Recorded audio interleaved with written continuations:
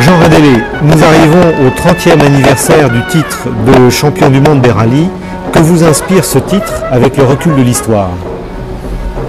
Tout simplement que si notre équipe était championne du monde, c'est qu'elle l'avait bien mérité. Et c'était une expérience qui était très difficile parce qu'il fallait courir en toutes circonstances, à la fois sur la glace, sur la neige, dans la boue, dans le désert et bien sûr sur les bonnes routes françaises et européennes.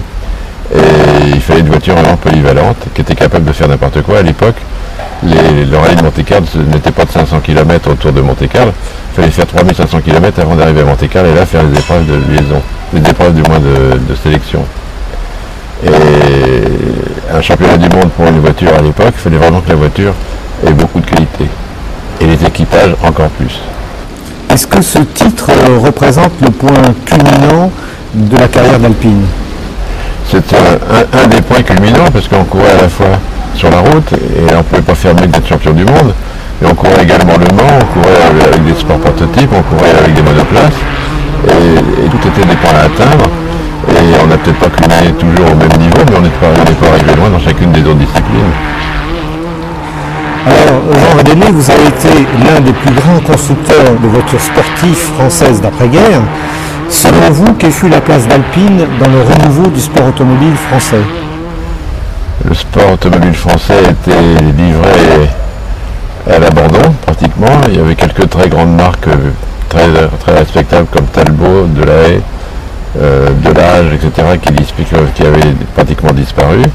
Et j'ai pensé qu'il fallait absolument qu'il y ait une voiture française qui relève le défi d'être présent dans les manifestations sportives automobiles.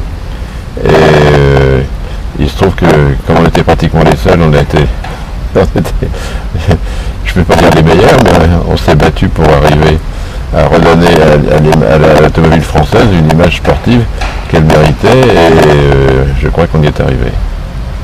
Alors, les rapports avec la régie Renault n'ont jamais été faciles. D'une part, Renault était la pierre d'angle indispensable pour la fabrication des Alpines, en fournissant des pièces de grande série, mais d'autre part, Renault ne vous a jamais donné les moyens financiers suffisants pour prétendre occuper le devant de la scène. Ça ne nous a pas empêché de les occuper, le devant de la scène.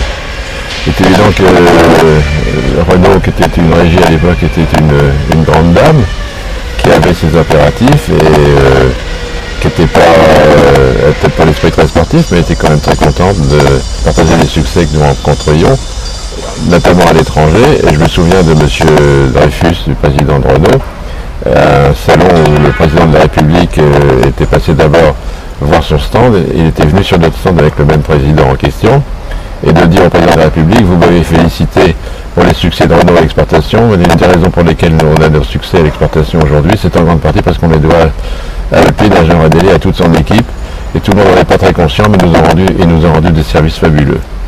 C'était une reconnaissance très honnête de la part du président de la régie.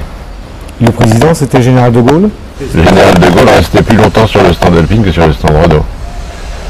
Et c'est lui qui nous disait que on a découvert le lendemain de la présentation où il venait au salon une épreuve à Montlhéry avec le nouveau prototype 3 litres, de dire: mais attention, la piste de Montlhéry est très mauvaise, est-ce que les suspensions vont tenir à 300 à l'heure, est-ce que vous y avez pensé, etc.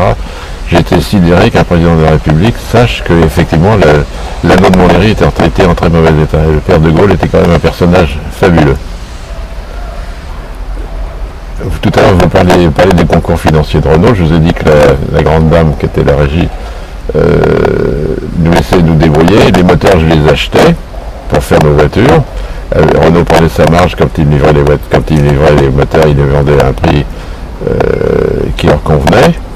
Et pour le Mans, il nous prêtait les moteurs.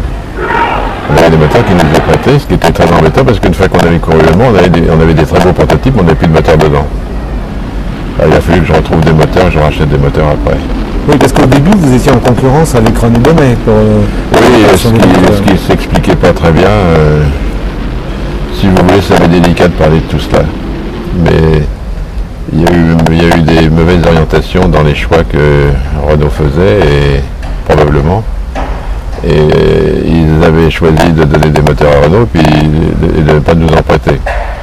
Alors qu'il y a eu quand même chez Renault une prise de conscience et un jour on m'a dit les moteurs on vous en prêtera aussi.